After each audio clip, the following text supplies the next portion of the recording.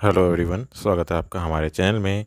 आज की वीडियो में हम बात करेंगे उत्तराखंड पब्लिक सर्विस कमीशन की नई वैकेंसी के फॉर्म फिलिंग को लेकर, जिसमें हम देखेंगे कि आप कैसे इस भर्ती के लिए आवेदन कर सकते हैं, जिसमें हम आपको पूरा प्रोसेस बताएंगे, रजिस्ट्रेशन से लेकर फाइनल सबमिट तक का।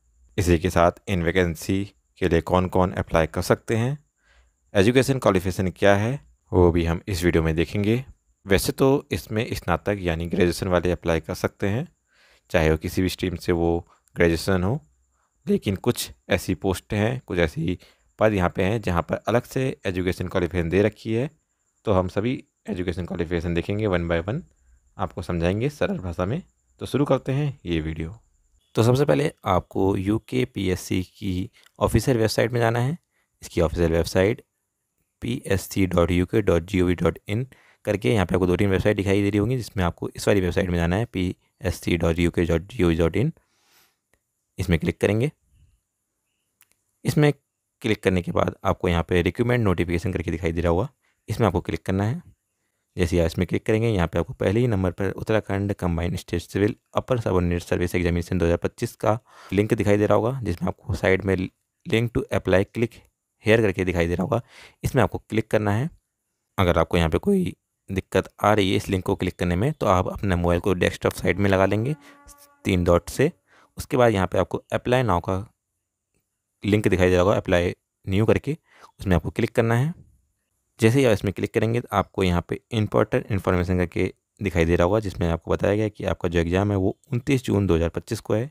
इसको कट करना है आपको। और उसके बाद आपको यहाँ पे नीचे एडवर्टाइजमेंट दिखाई दे रहा होगा, एडवर्टाइजमेंट लिंक, यहाँ से आप एडवर्टाइजमेंट भी डाउनलोड कर सकते हैं। और उसके बाद आप यहाँ पे देख सकते हैं कि स्टेप्स बता रखे हैं। सबसे पहले आपको रजिस्ट्रेशन कराना है, फिर एजुकेशन क्वालिफिकेशन ऐड करनी है, और उसके बाद अपलोड फ़ोटो करनी है, और मेक पेमेंट करना है, और लास्ट में आपको प्रिंट एप्लीकेशन करना है। यहाँ पे आपको नीचे को जब जाएंगे तो अप्लाई नाउ पे क्लिक करेंगे। जैसे ही आप अप्लाई नाउ पे क्लिक करेंगे तो आपका जो फॉर्म है वो भरना शुरू हो जाएगा। रजिस्ट्रेशन का प्रोसेस यहाँ पे स्टार्ट हो जाएगा। हम स्क्रीन को रोटेट कर देते हैं, जिससे आपको ये फुल स्क्रीन में दिख सके। सबसे पहले आपको कैंडिडेट नेम भरना है, जो आपका नाम है अभ्यर्थी का नाम। उसके बाद आपको फादर या हस्बैंड नेम भरना है, और यहाँ पे मदर नेम और DO भी आपको भरनी है। उसके बाद आपको जेंडर सेलेक्ट करना है, और मैरिटल स्टेटस यहाँ से डालना है, या मैरिड है या अनमेरिड है। उसके बाद आपको नेशनलिटी सेलेक्ट करनी है, जिसमें इंडियन सेलेक्ट करेंगे हम। और उसके बाद आपको डोमिसाइल बताना है कि आपके पास डोमिसाइल है या नहीं है। इसके बाद आपको यहाँ पे कैटेगरी डालनी है कि कौन सी कैटेगरी से हैं आप। यहाँ पे आपको बता दूं कि अगर आपके पास डोमिसाइल नहीं है तो आपका कैटेगरी जो है वो जनरल रहेगी, और जो रिजर्वेशन है वो सिर्फ जो उत्तराखंड का डोमिसाइल वाले व्यक्ति है उन्हीं को मिलता है। तो अगर आप डोमिसाइल है तो आपका यहाँ पे कैटेगरी, सारी कैटेगरी दिखाई देंगी, जबकि अगर आपके पास डोमिसाइल नहीं है तो आप सिर्फ जनरल कैटेगरी से ये फॉर्म फिल कर सकते हैं। इसके बाद आपको बताना है कि आप डिफरेंटली एबल्ड पर्सन है, इसमें यस नो करेंगे। उसके बाद एक्स सर्विसमैन, और उसके बाद फ्रीडम फाइटर बताना है, फ्रीडम फाइटर के डिपेंडेंट है। और उसके बाद आपको ऑर्फेन के बारे में बताना है।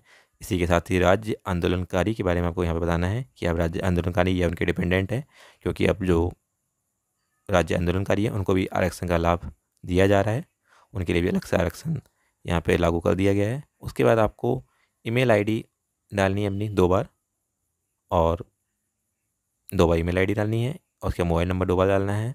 उसके बाद आपको नीचे एड्रेस डालना है अपना, प्रेजेंट एड्रेस। अगर आपका प्रेजेंट एड्रेस और परमानेंट एड्रेस एक ही है तो आप यहाँ पे क्लिक कर देंगे, check if as same copy the address here में, यहाँ टिक कर देंगे आप। उसके बाद आपको यहाँ पे पासवर्ड बनाना है। पासवर्ड बनाते समय आपके जो लेटर है वो कम से कम 8 लेटर का होना चाहिए, और ज़्यादा से ज़्यादा 20 कैरेक्टर का होना चाहिए, जिसमें आपका एक अपर केस, एक लोअर केस, अपर केस मतलब कैपिटल लेटर, लोअर केस मतलब स्मॉल लेटर, और एक स्पेशल कैरेक्टर होना चाहिए। स्पेशल कैरेक्टर आपके #, एंड आ जाते हैं, और साथ में एक नंबर भी होना चाहिए, कोई सा भी नंबर 1 2 3 कुछ भी नंबर आप डाल सकते हैं। और आप यहाँ 8 से ज़्यादा डिजिट का पासवर्ड आपको यहाँ पे बनाना है। उसके बाद आपको कैप्चा कोड यहाँ पे डालना है। यहाँ पे कैप्चा कोड आपको दिखाई दे रहा होगा, इसको आपको यहाँ पे एंटर करना है और सबमिट पे क्लिक करना है। तो चलिए हम भी ये फॉर्म को फिल करते हैं। जैसे ही आप सबमिट पे क्लिक करेंगे, यहाँ पे आपको फॉर्म को प्रीव्यू करने को आएगा। पूरा फॉर्म आपको चेक करना है, यहाँ पे कोई इन्फॉर्मेशन गलत तो नहीं पड़ रखी है। उसके बाद आपको यहाँ पे आई वेरीफाइड में क्लिक करना है, अगर आपकी सारी इन्फॉर्मेशन सही है, और सबमिट पे क्लिक करना है। अगर गलत है तो नो करके आप इसमें चेंज कर सकते हैं। इसी के साथ आपको बता दूं कि मोबाइल नंबर जो है वो नॉट एडिटेबल आफ्टर रजिस्ट्रेशन। इसका मतलब है कि मोबाइल नंबर आपका जो है रजिस्ट्रेशन के बाद दोबारा आप ऐड नहीं कर सकते। एक अभी ऐड जो कर दिया वो कर दिया, उसके बाद जब आपका करेक्शन होगा तो आप इसको ऐड नहीं कर पाएंगे। चलिए सबमिट करते हैं। जैसे ही आप सबमिट करेंगे आपके पास एक यहाँ पे डियर करके मैसेज आ जाएगा। यहाँ पे आपको रजिस्ट्रेशन नंबर दिखाई दे रहा होगा और इसके बाद आपको यहाँ पे नीचे की तरफ को स्क्रॉल करना है। अब आप यहाँ से क्लिक हेयर टू लॉगिन पे क्लिक करेंगे और अपना जो आपका रजिस्ट्रेशन है वो कंप्लीट हो चुका है यहाँ पे। तो आप लॉगिन करेंगे जो आपने ईमेल आईडी और पासवर्ड बनाया था उससे। इसी के साथ ही आपका मोबाइल में एक एसएमएस भी आ जाएगा कि आपका जो रजिस्ट्रेशन है वो कंप्लीट हो चुका है। लॉगिन में आपको सबसे पहले अपनी ईमेल आईडी डालनी है और फिर पासवर्ड आपने जो बनाया था वो डाल सकते हैं या फिर आप मोबाइल नंबर से भी कर सकते हैं। और आपको यहाँ पे कैप्चा कोड दिखाई दे रहा होगा, इसको आपको यहाँ पे एंटर करना है और लॉगिन पे क्लिक करना है। जैसे ही आप लॉगिन करेंगे आपको यहाँ पे एजुकेशन डिटेल डालने को आ जाएगा। सबसे पहले आपको यहाँ पे पोस्टें डालनी है कि आप कौन कौन सी पोस्ट के लिए अप्लाई कर रहे हैं। यहाँ पे आपको कंसोलिडेट पोस्ट दिखाई दे रही होंगी जिसमें से 8 पोस्टें आपको दिखाई दे रही होंगी। इन 8 पोस्ट के लिए आपको जो क्वालिफिकेशन है वो मात्र स्नातक मांगी है। स्नातक से आप किसी भी स्ट्रीम से किया होगा अगर आपने स्नातक, तो आप ये के लिए अप्लाई कर सकते हैं। इसी के साथ ही यहाँ पे जो पुलिस अधीक्षक की आपको पोस्ट दिखाई दे रही है इसमें थोड़ा सा फिजिकल है, इसमें हाइट और वेट और आपका जो चेस्ट है वो मांगा गया है। इसके अलावा जो नीचे आपको ये पोस्ट दिखाई दे रही है इनके लिए अलग से इन्होंने क्वालिफिकेशन दे रखी है कि आपके क्या क्वालिफिकेशन होनी चाहिए। तो आइए सभी क्वालिफिकेशन को हम डिटेल में देखते हैं। तो जो मैंने शुरू की आपको 8 पोस्ट दिखाई वो आपको यहाँ पे कलर में दिखाई दे रही होंगी। डिप्टी कलेक्टर है, पुलिस उपाधीक्षक है, वित्त अधिकारी है और सहायक आयुक्त राज्य कर वित्त विभाग, राज्य कर अधिकारी वित्त विभाग, सहायक नगर आयुक्त अधिशासी कार्य अधिकारी जिला पंचायत और इसके बाद 11वें नंबर पर जिला समाज कल्याण अधिकारी। इन पोस्ट के लिए आपको सिर्फ स्नातक ग्रेजुएशन होना चाहिए।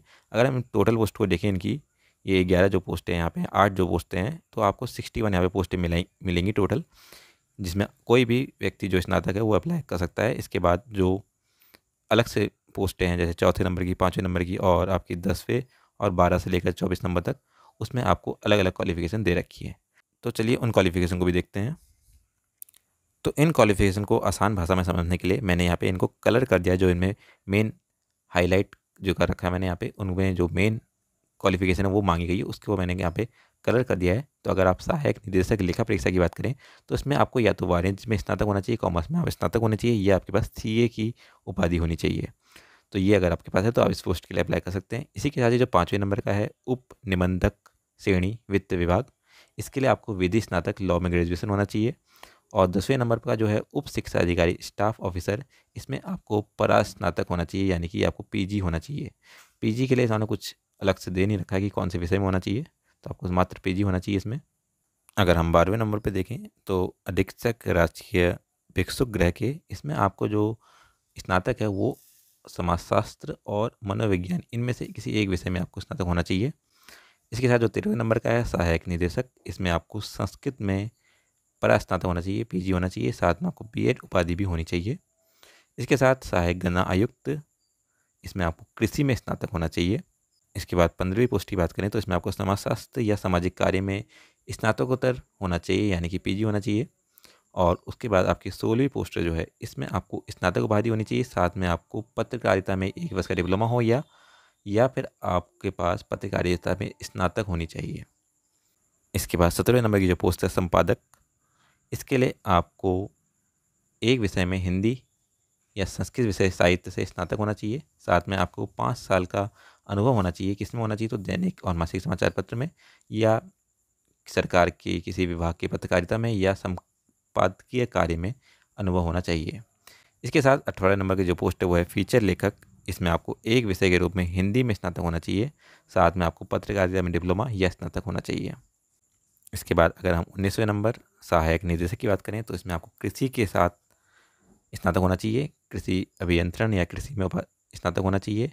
वहीं 20वें नंबर पे जो है वो है सहायक निदेशक, इसमें आपको गणित के साथ स्नातकोत्तर यानी कि पीजी होना चाहिए। और इसके बाद अगर हम 21वें नंबर की पोस्ट देखें तो यहाँ पे आपको स्नातक बीएससी और कृषि में हो सकते हैं बीएससी। इसके साथ ही आपके पास 15 मास का पीजी डिप्लोमा होना चाहिए जो कि लखनऊ संस्थान से होना चाहिए या किसी अन्य शिक्षण संस्थान से होना चाहिए।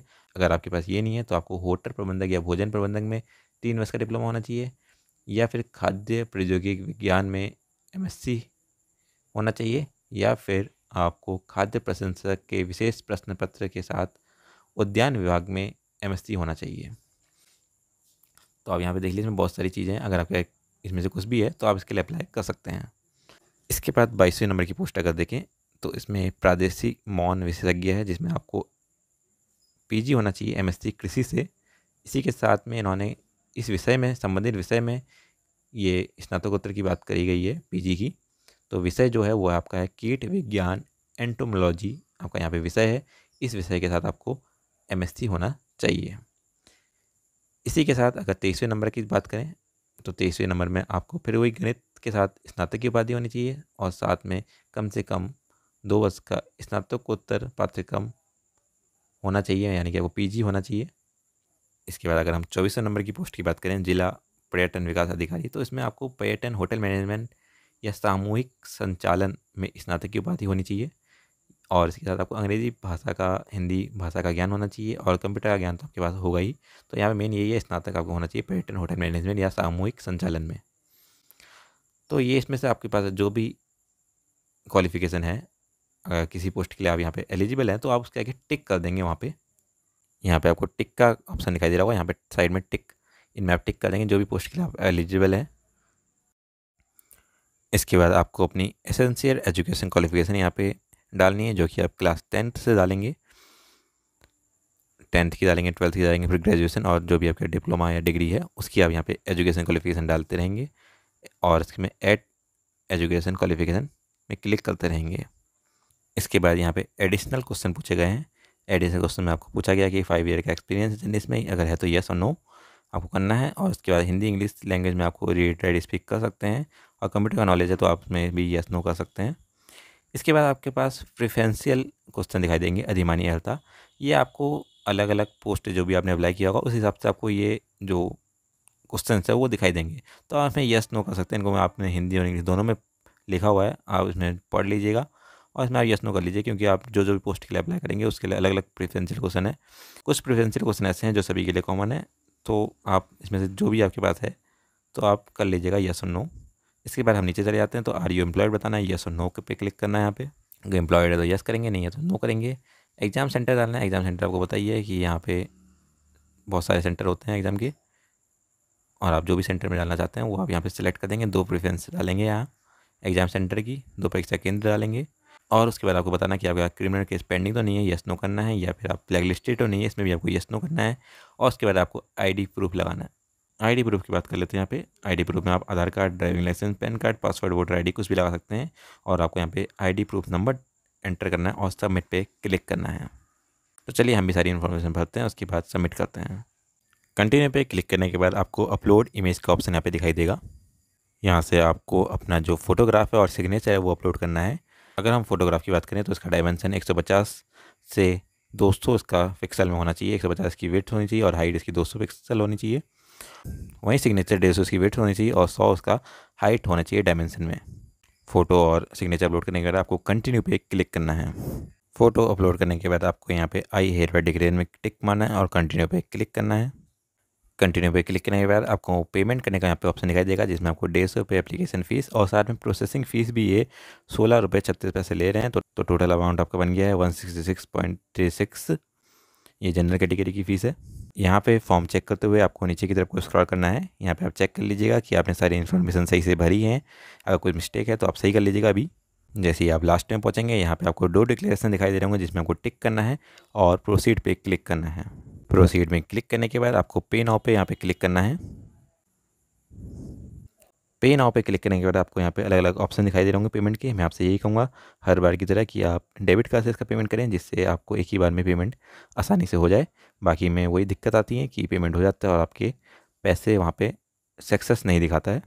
तो आप डेबिट कार्ड से पेमेंट करें। यहाँ पे मैं अभी पेमेंट नहीं कर रहा हूँ, क्योंकि अगर मैंने अभी पेमेंट कर दिया तो मैं आपकी अगर कोई समस्या आ रही होगी तो उसके बारे में बता नहीं पाऊँगा, इसलिए मैं अभी यहाँ पे पेमेंट नहीं कर रहा हूँ। पेमेंट करने के बाद आपको प्रिंट एप्लीकेशन का ऑप्शन दिखाई देगा, तो आप वहाँ से अपना एप्लीकेशन प्रिंट कर लीजिएगा। इसी के साथ ही आपके मोबाइल नंबर और ईमेल एड्रेस में एक मैसेज भी आ जाएगा कि आपका जो फॉर्म है वो भर चुका है। तो ये था पूरा प्रोसेस, जिसमें हमने आपको बताया कि आप कैसे अपर PCS का फॉर्म भर सकते हैं। उम्मीद करते हैं कि वीडियो पसंद आएगा। वीडियो पसंद आए तो लाइक कीजिए, चैनल को सब्सक्राइब कीजिए। इसी के साथ और लोगों तक ये इन्फॉर्मेशन पहुँचाने के लिए शेयर कीजिए इस वीडियो को। धन्यवाद।